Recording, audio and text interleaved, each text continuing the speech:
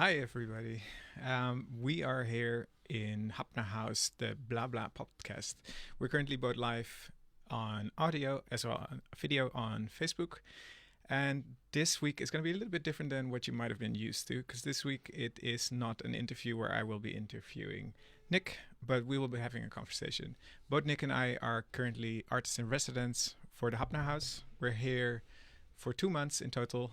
And yeah, we have a bunch of little topics that we were curious to discuss with each other. And I'll give it over to Nick. Yes, so it's lovely to be here. We'd like to start by thanking a few people. So we are here thanks to Uta and Rene, who invited, we have 5 artists who were invited here.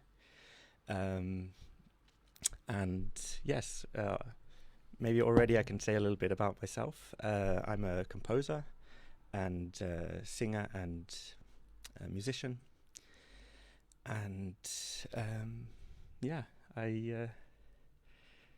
nice to be here. Mm. Yeah, and I guess I can introduce myself as well. I'm Ivar. I am a photographer and ceramist and a people person. And it's been really wonderful being with the 5 different artists from all different areas. Because one thing that Nick does, which I find like magic, he has actually been sitting and writing music. Like, to me, that's mind-blowing.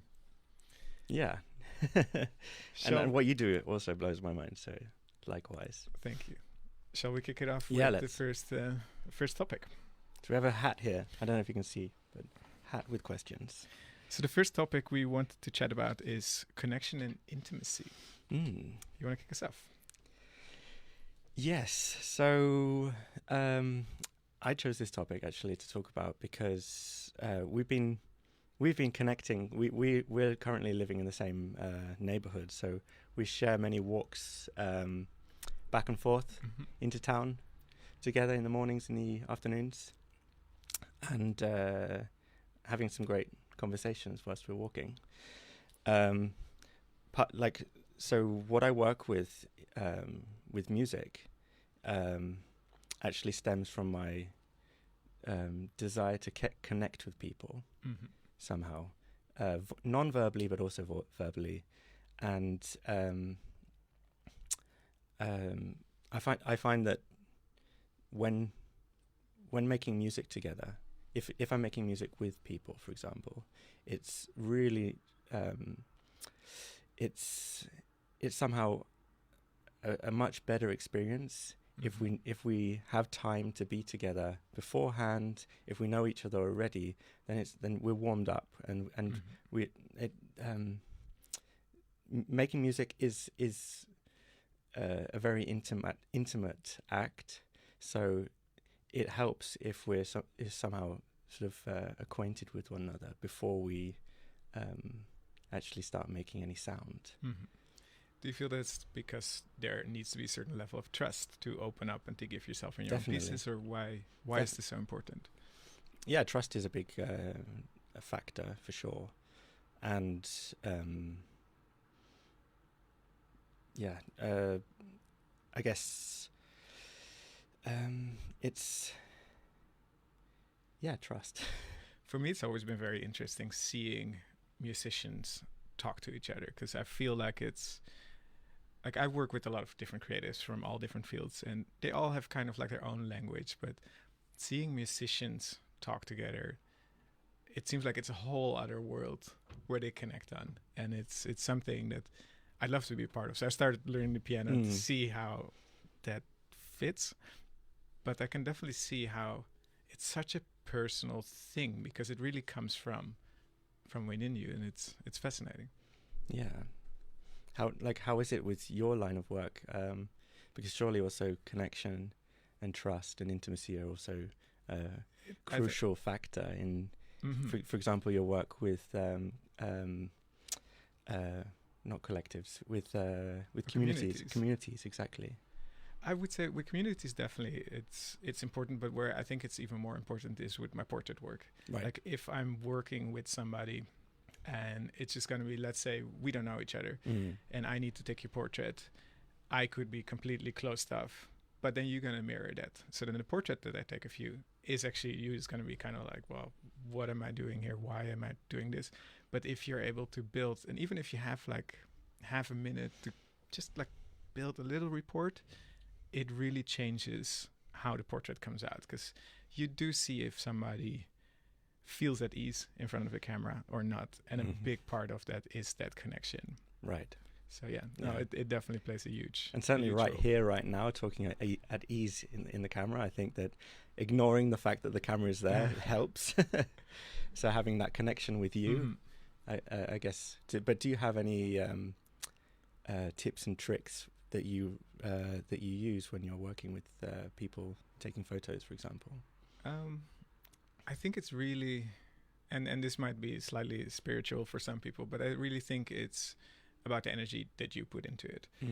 And you don't always necessarily, and this might be maybe less genuine, but you don't always, like if you have a bad day, you shouldn't project that on the people. So you can put something in front of you, like kind of like acknowledge that part, put it aside, let your open part be there for the shoot, and then maybe afterwards you can be having your bad day again. But I think it's all about the intention that you put into it.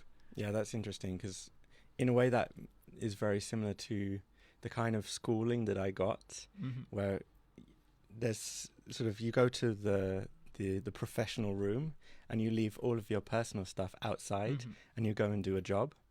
But what I find as well, when I organize, for example, recording sessions, concerts, rehearsals, actually it's very difficult to leave the personal stuff out of the room sometimes. And so having this space where actually it's okay to share before and also during is, at least the way I work, because it tends to also involve a lot of the performer's kind of emotions and body.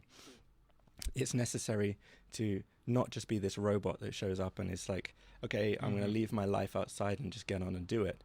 No, those things are necessary as well. Yeah. But it's like a balance for sure, because if you're having a shit day, it can really... it will impact you. Yeah. Yeah. And I will actually reverse the question to you. Like, what do you do if somebody comes into the space and you just notice like they're not into it, they're not connecting with you? Is that a problem? How would you deal with it if that is a problem? Luckily, that hasn't happened a huge amount, but I think it depends on the situation of the person, how well I know them, but certainly not drawing attention to it in the group is a good thing. Yeah. I'd say call a break, and then maybe things will ease up after the break, or if not, maybe going to one side and just having a little word saying, is everything okay? How are you feeling in this? And do you need anything from us? This kind of thing, rather than applying more pressure. That's not going to necessarily be effective, I think. It sounds like a little bit similar I think so as well, because I think as well, if you are working on a set and if you're going to highlight the negative emotions that are going to be around there, because it's like a spectrum of emotions that you'll have, but then the attention gets drawn to it, and that could potentially really ruin the entire day. Right. So I agree, it's important to acknowledge it, but give it its own space, but don't give it its stage. Yeah. But I think I've been also fortunate. This is maybe where things differ a little bit, because I've been fortunate where when I'm doing my projects, I choose the people that I want to work with, and it's very much about who they are. It's of course also the instruments they're playing, but I don't work. I was talking to someone about this the other day. I don't work with session musicians. So you have this phone book where you just go, okay, I need some violins, I'm going to book these violins. No, I'm thinking more, okay, this is the qualities that this violinist has that I really love. So I'm asking them to come. And then generally speaking, those people are not, they're sensitive, they're also empathic and understand what we're trying to do here. So it's not really a struggle mostly. That's but amazing. for sure in kind of the more like professional institutions, you get some characters, and that we all hear about when you know. Orchestras are a good example there. That you've got people. It must be a really challenging organization to work in or work with on a daily basis or weekly basis, because there's the group psychology there, and it's a real challenge. I think I don't I'm not jealous of conductors who go and work with orchestras, although it's also probably a fantastic and wonderful experience. It's also, I don't know if you've been working as a dancer, so you also probably have some tales to tell from that world, but going into a room of 100 people where you have to, in a way, within the first 5 minutes, demonstrate that you know what you're doing and kind of have some authority, but at the same time not piss everyone off is really a skill. You have to be like really good at what you do. Yeah, that must be a massive challenge, because you're really dealing with a big crowd. Because what is the average size of a whole? Like around 80, 100, can be up to 200 sometimes. That's massive. A lot of people to be Wagnerian sized. Is it somewhere where you would want to go work with big orchestras? I have done. I'm not super interested because, as you can probably tell from what I do, I'm much more into this kind of state where I can be vulnerable and talking or playing directly to people that I can see in the room. Yeah. An orchestra is just such a large organism, and they play in these big concert halls where you for sure you lose some of that intimacy. You gain other things, but yeah, I mean, I was asked that question recently, and I said, well, I'm not going to turn down that kind of work. Yeah. And I'm possibly going to be working with an orchestra, but it's a small orchestra in the UK next year. Yeah. Which I'm really looking forward to. But there I have also some ideas about, I guess, just the way that I want to work, and the people. And I'm also working with a soloist in that case. It's going to be a concerto, and it's going to somehow, I'm going to try to find that sort of vulnerability in a group of around. They are 60 musicians. Yeah, that's a lot of people. I actually wonder if at that time, are you still seeing them as the person, or is it becoming more they are the instrument with the person? I'm hoping that I can find the people. I'm going to go there in April. It's going to be exciting. Yeah, and meet them. And how long of a project is this going to be? Because I obviously have zero idea of this, but from start to finish, like how does it work? We started talking about this last spring, and it's had this very long germination process. But now I have a meeting about it on Friday, so I don't know right now, but I'm hoping that it's going to start sprouting soon. And then you need to have a finished piece by I don't know yet. I don't know that's yet. still up. No, so the project in April is something that I did some years ago that they're going to be playing. Super cool. Yeah. How are you feeling about another question? Yeah, let's go. Let's move on. Let's try to get through a few. Up to you this time.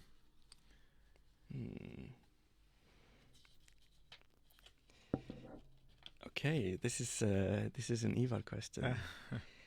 The power and importance of curiosity. So you can answer this one.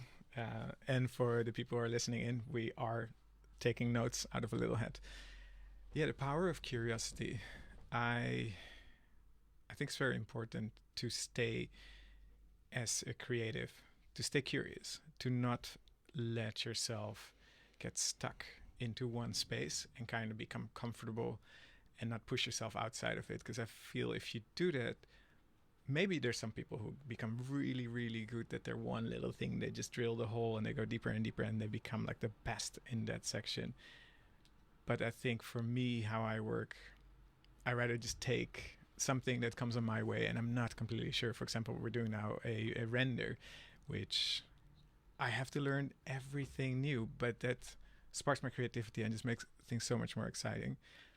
So I'm curious, how does it work as a musician? Because obviously you need to have skills to control a certain instrument. Are you able to just be like, well, actually, I'm curious how the trumpet works?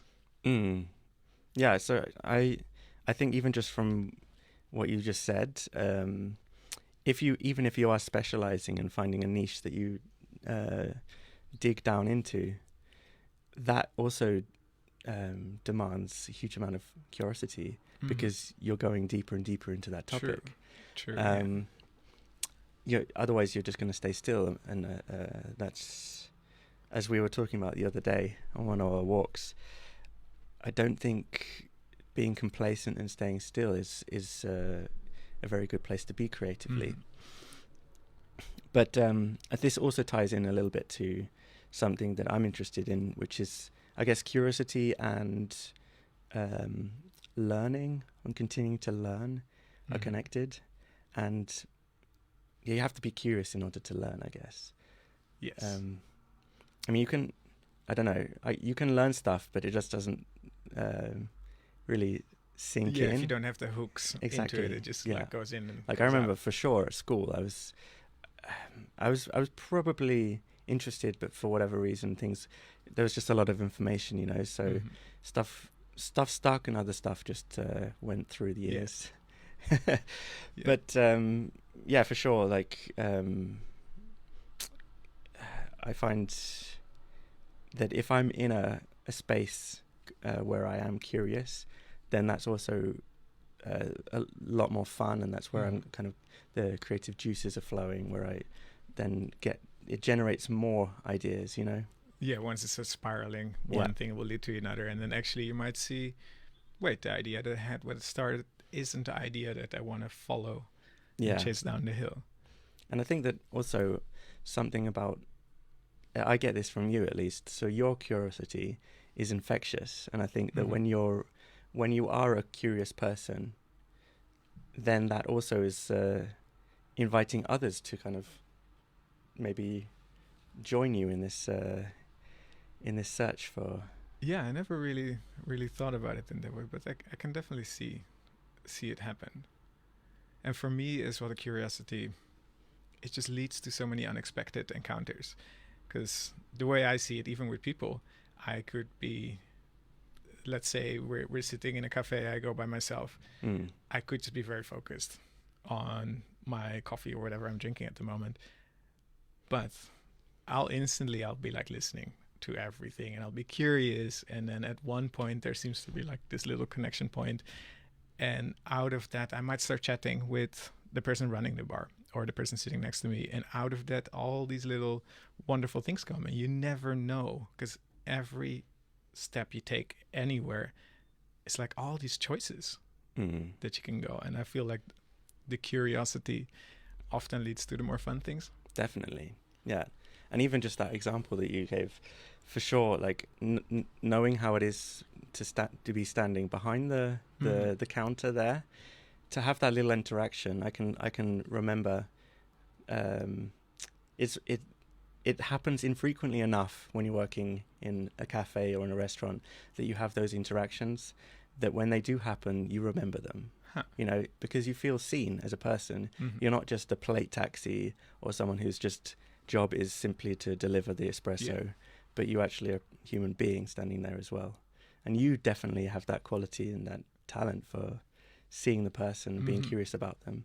So is it a curiosity for people as well as things and information? Or it's everything. Yeah, literally everything. And it's funny what you mentioned, because you worked in a restaurant, right? Yeah. It's funny that you mentioned it's actually not that common, because I feel like I do it any restaurant I go to. As soon as I go to the bakery, I'll talk to them, and people, your dream customer. Well, it turns out, and people start to talk back to me, which I find I really appreciate, because I don't like being just another statistic. Like, okay, we had 90 customers today. I like it better if they're like, oh yeah, the guy with the dog came by, or that kind of thing. But I always thought that people would just do it back to me, because it like happens all the time. It's kind of like a thing. So it's interesting to hear that it's not as common as I expected it to be. At least, sadly, not where I've been working. I loved it when when customers would be curious about the food and ask more questions, and also maybe we get into a longer conversation, and actually, funnily enough, End up here. that's why I'm here as well, because Uta was actually a customer in the restaurant I was working in, and we got into a conversation, and now I'm in Iceland. There was a nice little segue. Yeah. Shall we You dive wanna into? go for another? Because Let's- there's one I'm very curious about. Which let's it be is. curious. Mental health. Okay. Wow. See, we're going to be doing some big topics. Yeah, now we dive into the deep. Yeah. So, I think that this is a very important topic, particularly now, Mhm. in this day and age. And it's also a topic that is particularly with guys, Mhm. with men, people who identify as men. It's not really talked about so much. No, I definitely noticed that with a lot of my friends. It's not as easy to for them to talk about it, or for me to talk to them about it either. And I think as artists, we do play a role in either creating spaces for people to maybe find a space for them to explore their own issues, their own traumas, or work with them, or sometimes just like offer a moment of like a break from all that's going on. Because I personally do feel that the media, and now I'm going to sound like I'm some tinfoil, the media, I find that a lot of media and social media are more promoting the negative stuff. How do you mean? The positive stuff. What negative stuff? Anything, like from the wars that are going on, Right. from anything that kind of makes people feel a certain way, but not necessarily a positive way.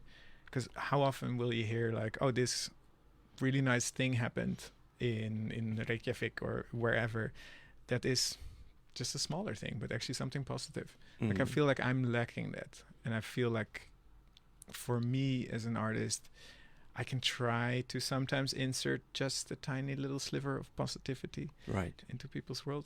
Or at least I hope so. I'm not sure what people take from my work, so that's that's not sure. Yeah, I can definitely relate to that. I think my way of doing it is also to allow. Firstly, I don't know. I don't like to think in terms of positive and negative, because that's already a value judgment. But rather, when talking about emotions, I'm thinking. I think that there is a great value in these in these experiences and feelings, being there and somehow allowing them to be there. I find in my work that it's a space where I and also together with others can explore sometimes difficult feelings, but they're contextualized in a space where we somehow find catharsis in it, maybe beauty. And actually, this you touched base on a point that I'm very curious about, because you have artists who really like try to make people feel things, and others who try to create a space for people to feel whatever without like enforcing, almost like I want you to feel this.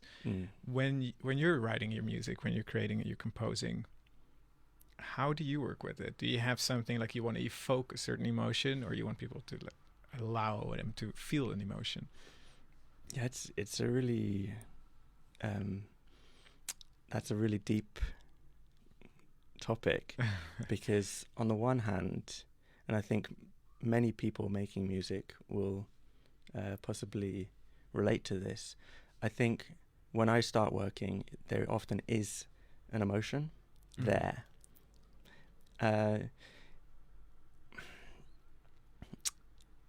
What you're asking is in a way a little bit philosophical as well, because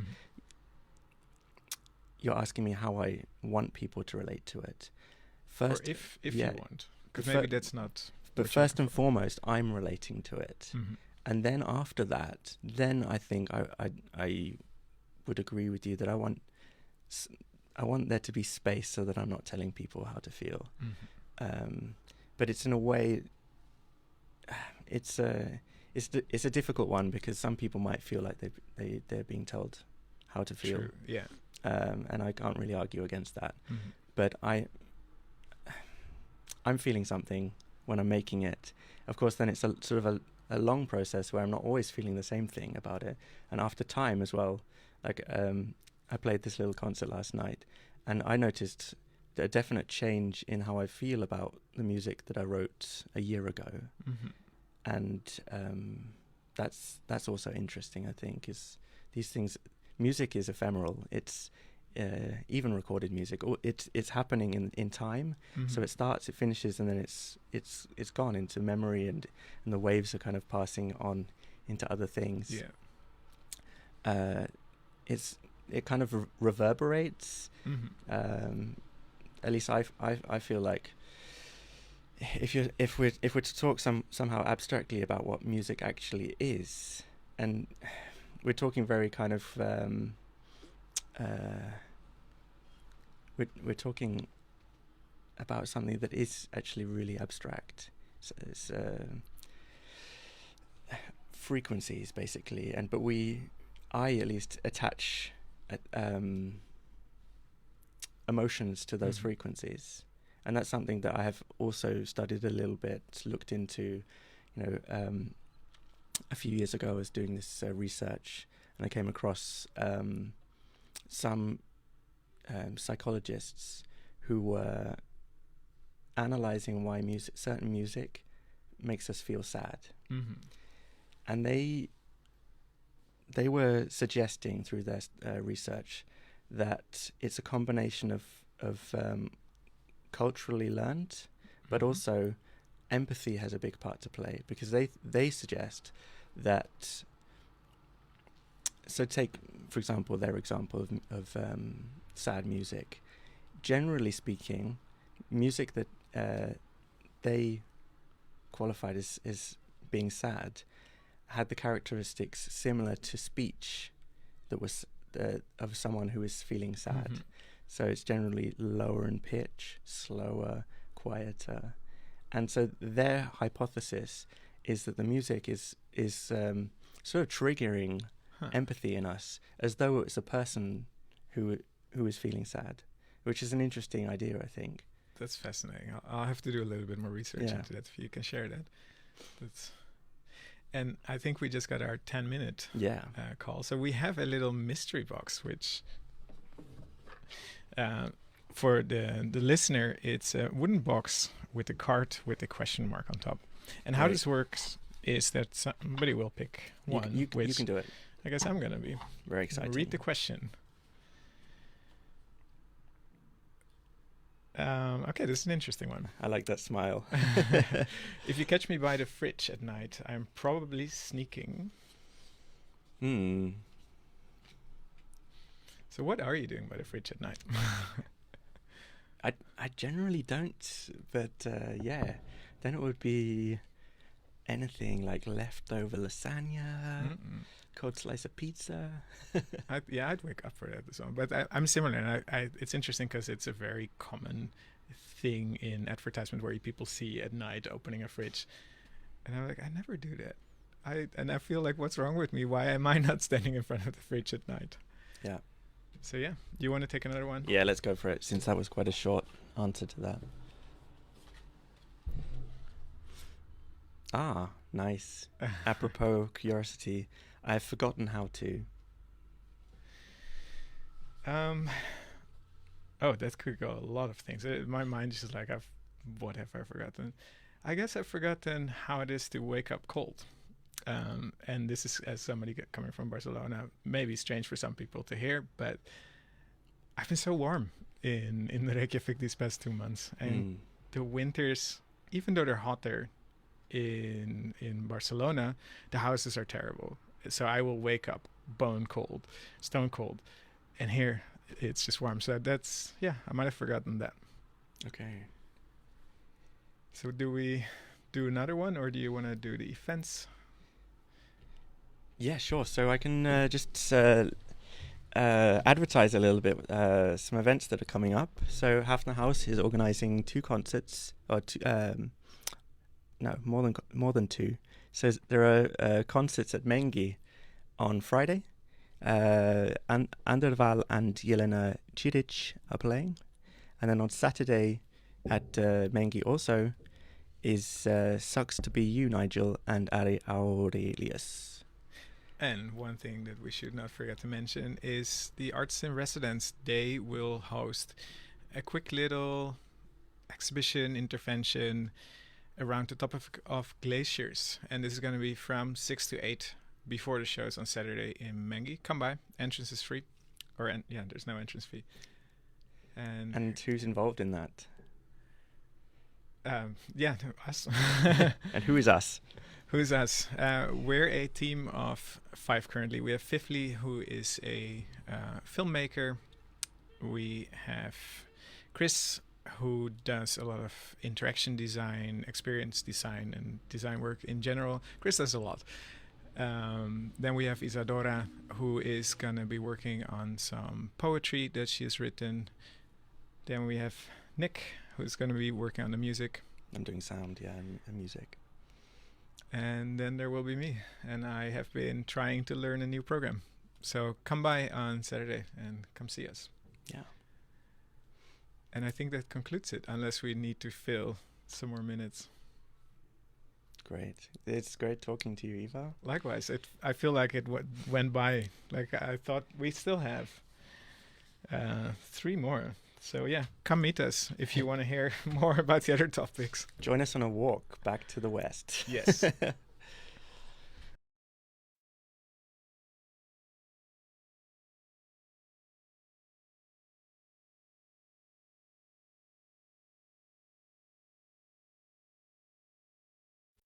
Why did we start with dogs?